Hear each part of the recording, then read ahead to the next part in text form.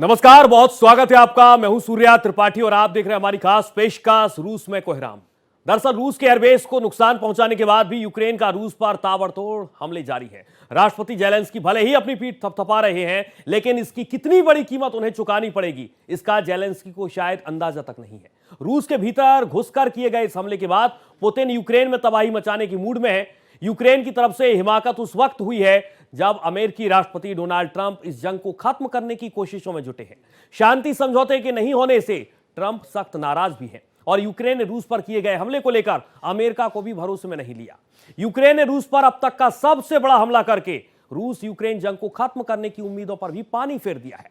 Ukraine ने drone हमले कर रूस के एयरबेस को बड़ा नुकसान पहुंचाया और यह हमला इतना बड़ा था कि इसको आधुनिक रूस के सबसे बड़े नुकसान के तौर पर देखा जा रहा है। यूक्रेन ने रूस को जिस तरह से नुकसान पहुंचाया, उसके बाद पुतिन के खतरनाक पलटवार का इंतजार है।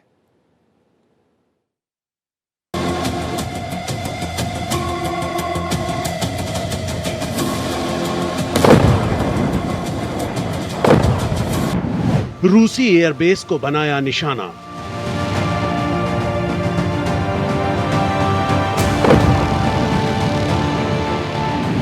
यूक्रेन के हमले से रूस दहला।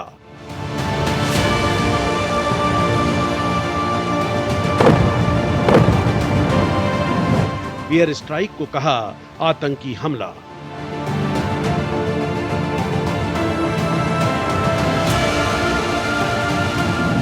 तबाही मचाने के मूड में पुतिन।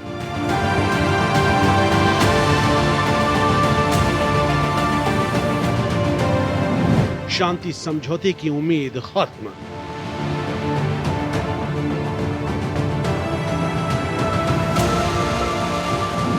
यूक्रेन की हिमाकत, बरसेगी आफत।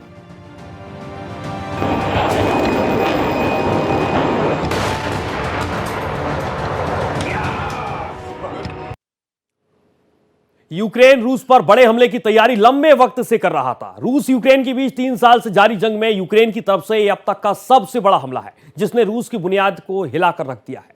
इसी के साथ यूक्रेन की तरफ से ड्रोन हमले में रूस के बॉम्बर जेट्स पूरी तरह से तबाह हो गए हैं। रूस को अरबों डॉलर का नुकसान हुआ है। यूक्रेन ने रूस के एयरबेस को तबाह करके रूस को बुरी तरह से भड़का दिया है और इस जंग के भीषण होने की आशंका भी बढ़ गई है।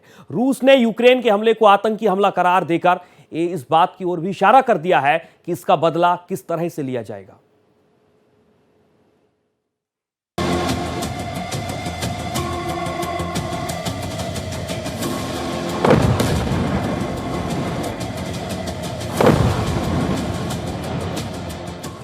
जंग में नया मोड़।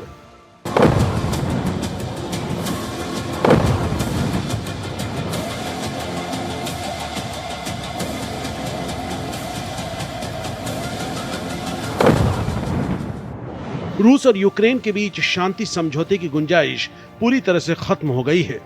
यूक्रेन ने अपने भीषण हमले से रूस को दहला दिया है।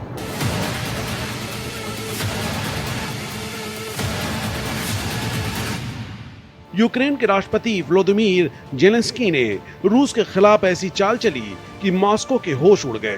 कोडनेम स्पाइडर वेब वाले गुप्त ऑपरेशन में यूक्रेन ने रूस के 4 सैन्य हवाई अड्डों पर अब तक का सबसे बड़ा ड्रोन हमला किया, जिसमें 40 से ज्यादा बम वर्षक विमान तबाह हो गए। यूक्रेन ने मरमंस्क, इरकुत्स्क, इवानोवो, रियाजान और अमूर इलाकों में रूस के 5 सैन्य हवाई अड्डों पर एफपीवी ड्रोन के इस्तेमाल से हमले किए। रूसी रक्षा मंत्रालय ने पुष्टि की कि यूक्रेन की तरफ से किए गए ड्रोन हमलों में देश भर के 5 सैन्य एयरबेस को निशाना बनाया गया, जिससे कई विमानों को नुकसान पहुंचा है। हालांकि कितने विमान क्षतिग्रस्त हुए हैं, इसका सटीक आंकड़ा नहीं बताया है। यूक्रेन की सुरक्षा एजेंसी एसबीयू ने इस हमले को अंजाम दिया। इसमें A-50, Tu-95 और Tu-22 जैसे स्ट्रेटेजिक बॉम्बर्स को निशाना बनाया गया।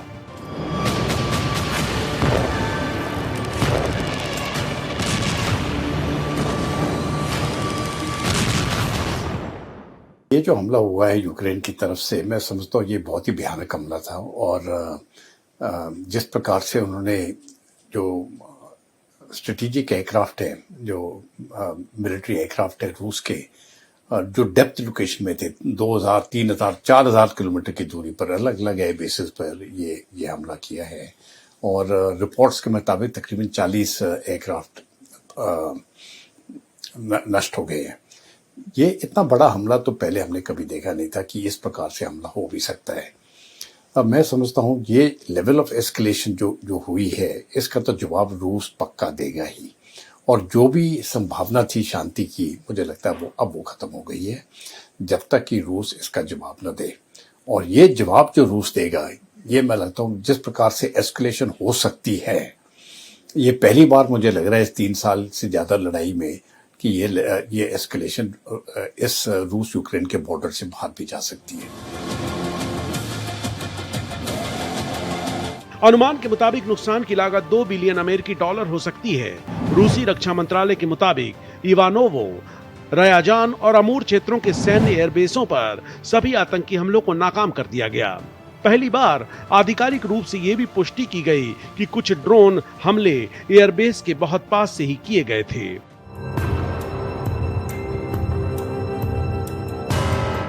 इस हमले में Tu-95 और Tu-22 M3 बम वर्षक रूसी वायुसेना द्वारा यूक्रेनी शहरों पर क्रूज मिसाइल हमलों के लिए प्राथमिक प्लेटफॉर्म क्षतिग्रस्त हुआ है।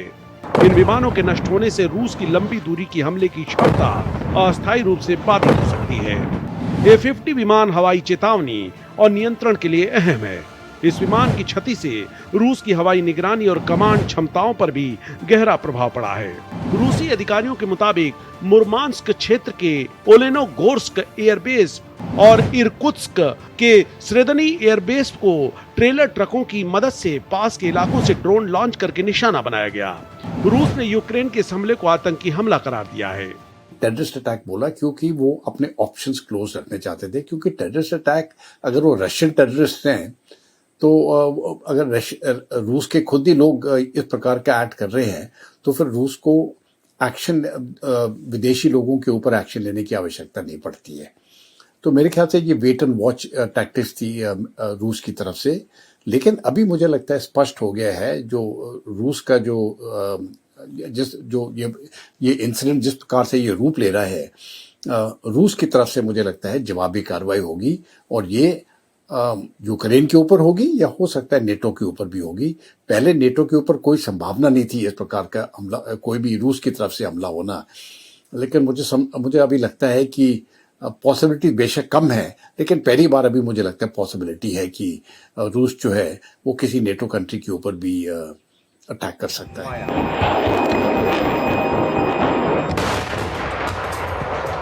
1.5 साल की गुप्त योजना और जर्मनी के ग्रीन सिग्नल के बाद यूक्रेन ने सस्ते ड्रोन से रूस को अब तक का सबसे बड़ा झटका दिया है।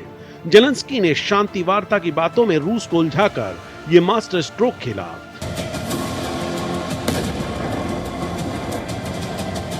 रूस ने जवाबी हमले में यूक्रेन के 12 सैनिकों को मारकर पलटवार किया।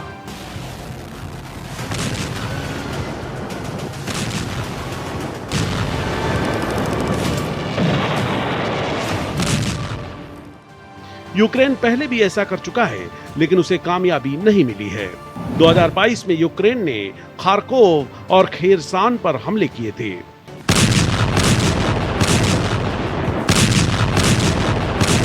ये यूक्रेन का एकमात्र सफल अभियान था, लेकिन इसके जवाब में रूस ने यूक्रेन के 4 क्षेत्रों को अपने कब्जे में ले लिया। Bureau report, Bharat express.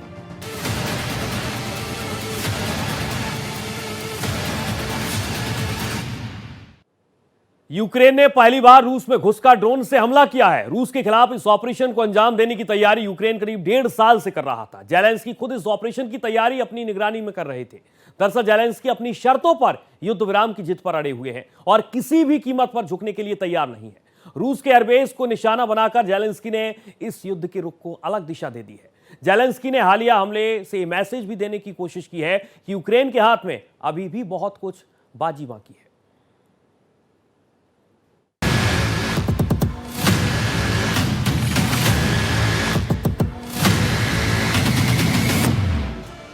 Ukraine की बड़ी हिमाकत।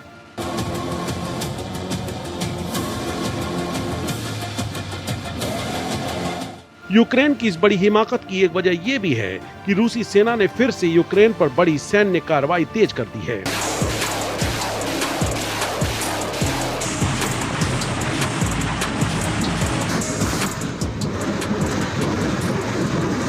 खासकर कुर्स्क और बेलगोराड क्षेत्रों में यूक्रेन ने रूस के भीतर हमले करके इस बात को साबित करने की कोशिश की है कि वो युद्ध को अपनी शर्तों पर खत्म करेगा।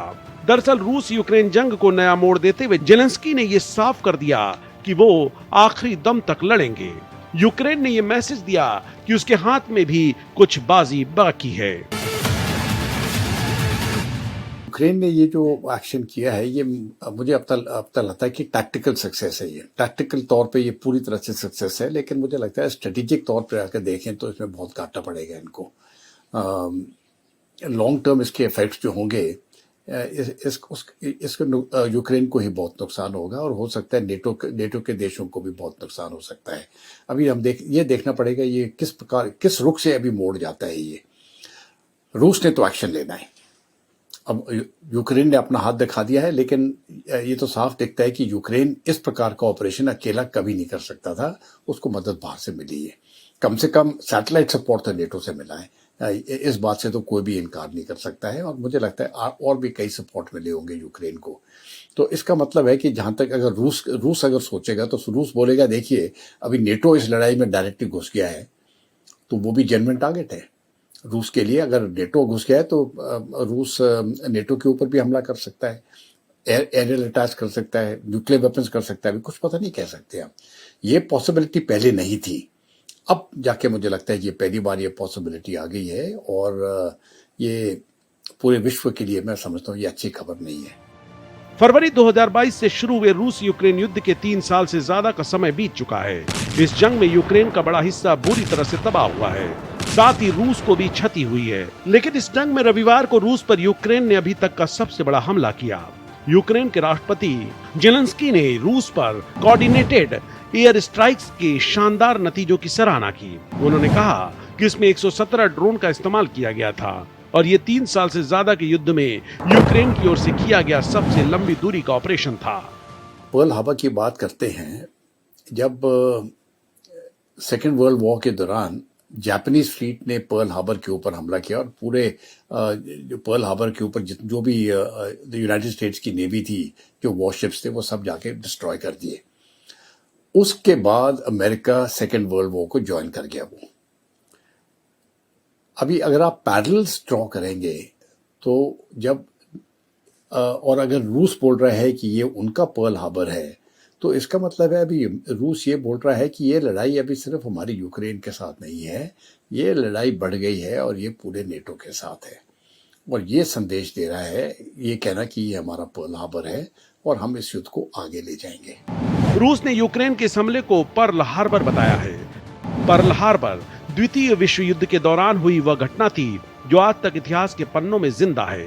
हमले में इंपीरियल जापानी नेवी के 177 एयरक्राफ्ट ने बेस पर हमला बोला था। उनका मकसद अमेरिकी नौसेना की पैसिफिक फ्लीट को ज्यादा से ज्यादा नुकसान पहुंचाना था। अमेरिकी राष्ट्रपति ट्रंप रूस यूक्रेन जंग को खत्म करने की कोशिश कर रहे हैं, लेकिन उनकी कोशिशों को यूक्रेन ने धता बता दिया है। दरअसल रूस की तरफ से यूक्रेन पर हुए हमले के बाद ट्रंप ने पुतिन को धमकी भरे लहजे में कहा था कि वो आग से खेल रहे हैं। उनके आग वाले बयान पर रूस ने भी पलटवार करते हुए थर्ड वर्ल्ड वॉर की धमकी दी थी। इसके बाद अब यूक्रेन के इस हमले ने रूस यूक्रेन जंग को और पेचीदा बना दिया है। रूस यूक्रेन जंग को रोकने की बात तो दूर, अब युद्ध विराम की गुंजाइश भी खत्म हो गई है। युद्ध को कैसे समाप्त किया जाए, इस पर दोनों पक्ष अभी भी दूर हैं और लड़ाई बढ़ रही है। Bureau report, Bharat express.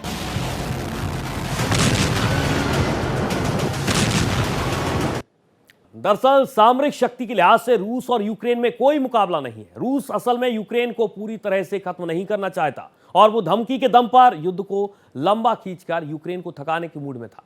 रूस इसी के चलते अपने सुपर हथियारों का इस्तेमाल करने से परहेज करता रहा। लेकिन जिस तरह से यूक्रेन ने रूस को चुनौती दी है, उसे देखते हुए इस बात की भी आशंका है कि पुतिन यूक्रेन को पूरी तरह से बर्बाद कर सकते हैं। यूक्रेन के हमले ने पुतिन को गुस्से को भड़का दिया है और अब रूस यूक्रेन की जंग की तस्वीर भी बदलने वाली है।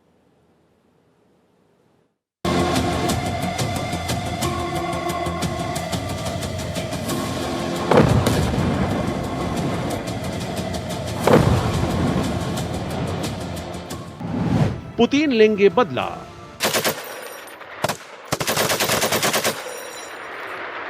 यूक्रेनी एजेंसी ने कहा कि उन्होंने यह हमला इसलिए किया ताकि रूस की बमबारी रुक सके, क्योंकि लगभग हर रात रूसी विमान यूक्रेनी शहरों पर हमला करते हैं। उन्हें उम्मीद है कि इस हमले से रूस को काफी नुकसान पहुंचा होगा। यूक्रेन ने यह भी कहा कि उसके ड्रोन मिशन आगे भी जारी रहेंगे। यूक्रेन के इस हमले को अंजाम देने में 1 साल से ज्यादा का समय लगा और यूक्रेन के राष्ट्रपति जेलेंस्की ने खुद इस पूरे मिशन की निगरानी की थी। रिपोर्ट के मुताबिक ड्रोन को ट्रकों की मदद से रूस में कंटेनर्स में ले जाया गया था। ड्रोन ने यूक्रेन से 4000 किलोमीटर से ज्यादा दूर रूस के इर्कुत्स्क क्षेत्र में बेलाया एयरबेस सहित हवाई क्षेत्रों को निशाना बनाया। यूक्रेन की सीक्रेट एजेंसी एसबीयू ने इस हमले को लेकर कहा कि उसके मिसाइल अटैक में रूस के बमवर्षक विमान तबाह हो गए। इन विमानों की जलती हुई तस्वीरें मीडिया पर चल रही हैं। रूस ने यूक्रेन की इस कार्रवाई को अभूतपूर्व उकसावा करार दिया है। क्रेमलिन ने संकेत दिया कि राष्ट्रपति व्लादिमीर पुतिन इसका जवाब देंगे। इतना बड़ा ऑपरेशन हुआ और रिपोर्ट्स के मुताबिक ये 1.5 साल से प्लानिंग हो रही थी। इसमें ये कहना कि ये इंटेलिजेंस फेलियर है, इसमें तो कोई शक ही नहीं है। जो रूस की इंटेलिजेंस सर्विसेज हैं, अगर ये जिस प्रकार से कहते हैं ट्रक्स उधर लाई गई और वहाँ पर कई महीनों तक डिप्लॉय रही और उसके बाद जाके हमला हुआ, ये बहुत बड़ा फेलियर नहीं, ये बहुत बड़ा फेलियर है रूस की इंटेलिजेंस सर्विसेज का। और मुझे लगता है वो इस बात के ऊपर सोच विचार करेंगे और जो भी इसके जिम्मेवार हैं उनके ऊपर एक्शन होगा और आगे किस प्रकार से ये रोकी जाए, मुझे लगता है रूस इसको करेगा। ये बहुत चिंता का विषय है रूस के लिए भी और वो इसको इतने आसानी से छोड़ने वाला नहीं है। लेकिन जो भी जिम्मेवार है रूस के अंदर भी, जिन्होंने अपनी ड्यूटी नहीं की जिसको करना चाहिए थी, मुझे लगता है वो उन सब के ऊपर एक्शन होने वाला है। हाँ, बिल्कुल, ये इसमें तो कोई शक ही नहीं है कि ये रूस का इंटेलिजेंस फेलियर था। यूक्रेन के हमले और जलते हुए बमवर्षक विमानों की तस्वीरें रूस के सैन्य गौरव के लिए बड़ी चुनौती है। यह हमला नाटो से मिले हथियारों और खुफिया जानकारी से संभव हुआ, जिसे रूस पश्चिमी हस्तक्षेप के रूप में देखता है। पुतिन की संभावित प्रतिक्रिया में क्रूज मिसाइलें, हाइपरसोनिक मिसाइलें जैसे किंजाल का इस्तेमाल शामिल हो सकता है। रूस के पास यार्स न्यूक्लियर मिसाइलें भी हैं। यार्स एक 3 स्टेज वाला ठोस ईंधन मिसाइल है। ये कई multiple independently targetable re entry vehicles MIRV ले जाया जा सकता है, जिनमें से हर एक में थर्मो न्यूक्लियर वारहेड होता है। जहां तक प्रेसिडेंट पुतिन की बात है, वो जवाब तो देंगे ही। जब ये लड़ाई शुरू हुई थी 3 साल से पहले, 3 साल हो गए इसको, तब मैंने उस बार स्टेटमेंट दिया था कि ये लोकल रिस्ट्रिक्टेड लड़ाई है, 2 ट्राइब्स के बीच में लड़ाई है और ये यूरोप तक ही रिस्ट्रिक्टेड रहेगी। रूस और यूक्रेन के बीच की दोनों क्रिश्चियन कंट्रीज थी, दोनों ट्राइब्स हैं और दोनों आपस में लड़ रहे हैं, तो ये वर्ल्ड वॉर नहीं है और ना तो उस रुख पे जाने वाला है। अब इस हमले के बाद मुझे लगता है कि मेरे अपने ओपिनियन में मैं अभी तब्दीली करता हूँ। पहली बार मुझे लगता है ये न्यूक्लियर वेपन इस्तेमाल हो सकते हैं रूस की तरफ से। चांसेस अभी तक भी 5% से कम है, 5% से कम है, लेकिन 0% से 5% आना मैं समझता हूँ एक बहुत बड़ा मूवमेंट है जहाँ तक न्यूक्लियर वेपन्स की बात हम करते हैं। तो पहले तो 0% चांस थी, अभी बेशक 5% चांस आ गई है, लेकिन 5% आने भी मैं समझता हूँ एक न्यूक्लियर हथियार इस्तेमाल करने के लिए बहुत बड़ा है। और आगे अभी देखना पड़ेगा कि क्या मोड़ लेता है ये लड़ाई की अभी क्या मोड़ लेती है। ये बहुत गंभीर विषय हो गया है।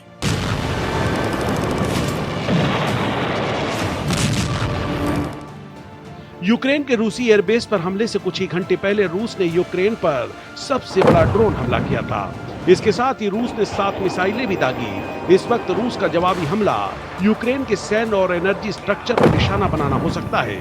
रूस का लक्ष्य यूक्रेन की ड्रोन और मिसाइल उत्पादन क्षमता को कमजोर करना और नाटो समर्थन को बाधित करना हो सकता है। Bureau report, Bharat express.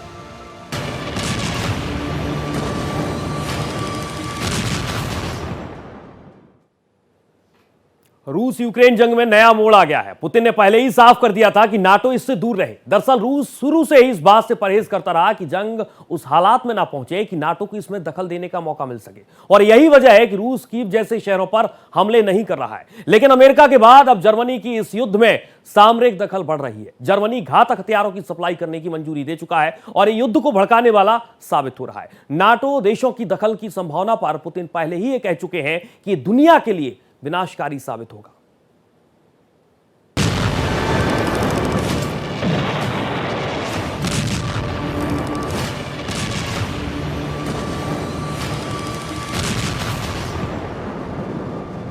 महायुद्ध का खतरा। यूक्रेन और रूस के बीच जारी युद्ध में अब एक नई रणनीतिक मांग ने सुर्खियां बटोरी हैं। जर्मनी की टॉरस क्रूज मिसाइल। यूक्रेन के राष्ट्रपति जेलेंस्की ने हाल ही में जर्मनी के नए चांसलर फ्रेडरिक मर्ज से मुलाकात के दौरान इस अत्याधुनिक हथियार को हासिल करने की अपील की। जर्मनी बेखौफ होकर यूक्रेन को हथियारों की सप्लाई कर रहा है। जर्मनी के विदेश मंत्री जॉनन वादेफुल ने कहा था कि उनका देश यूक्रेन को 1000 किलोमीटर तक मार करने वाले टॉरस मिसाइलों की सप्लाई कभी भी दे सकता है। अगर जर्मनी टॉरस मिसाइल यूक्रेन को सौंपता है तो ये रूसी सेना के गहरे ठिकानों को निशाना बनाने की यूक्रेनी क्षमता को बढ़ा सकता है। रूस में अपने शासन के 25 साल पर जारी एक वीडियो में पुतिन ने कहा था कि हमारे पास पर्याप्त शक्ति और साधन है जिससे 2022 में जो शुरू किया गया था उसे रूस की अपेक्षा के मुताबिक तार्किक निष्कर्ष तक पहुंचाया जा सके। अगर ये लड़ाई यूक्रेन के बॉर्डर से बाहर बढ़ गई और यूरोप तक चली गई तो मैं समझता हूँ, जहाँ तक अमेरिका की, जहाँ तक रूस की बात है, जर्मनी एक टारगेट है, फ्रांस भी एक टारगेट है, इटली भी टारगेट है, यूनाइटेड किंगडम भी टारगेट है। ये सब टारगेट्स हैं ये। और अगर ज़रूरत पड़े तो किसी भी एक देश को रूस टारगेट कर सकता है। हो सकता है वो ना करे और सिर्फ जो भी वो आगे कर रहा है, कार्रवाई करना चाहता है, वो यूक्रेन के मिलिट्री टारगेट्स पर ही करे।